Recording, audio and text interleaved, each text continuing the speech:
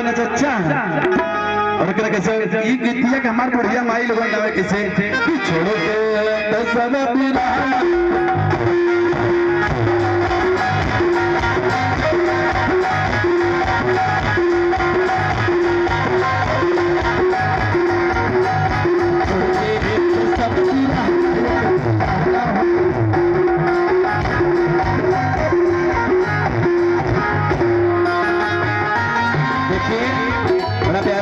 आशीर्वाद भैया जी की तरफ से। कौन जानता था तेरी बंदगी से पहले ये विनोद सक्सेना जी बिखरे हुए गुलाब थे। बाबा साहब जी आपके रोशनी से पहले आपके रोशनी से पहले कैसे है कि छोटे सब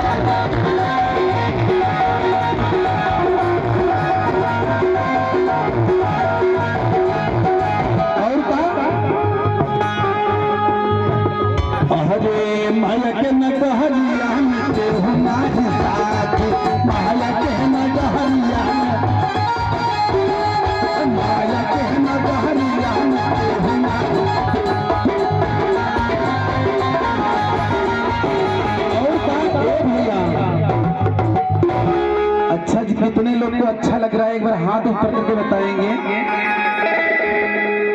तापत रहा मोर भाई मगर हाथ ऊपर करके एक बार सबके दोनों हाथ ऊपर हो जाए। सबके दोनों हाथ ऐसे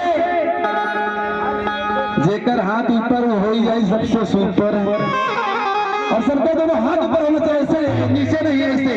और ताली सब छोटे कैसा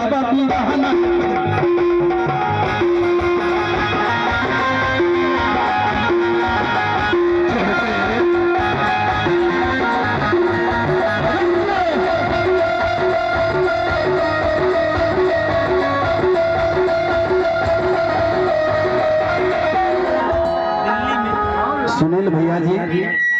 आप जुनी हैं और वही बदलापुर महोत्सव में विधायक जी के सामने एक गीत में गाया था कि हमारे मनवा के मनसा हर पूरा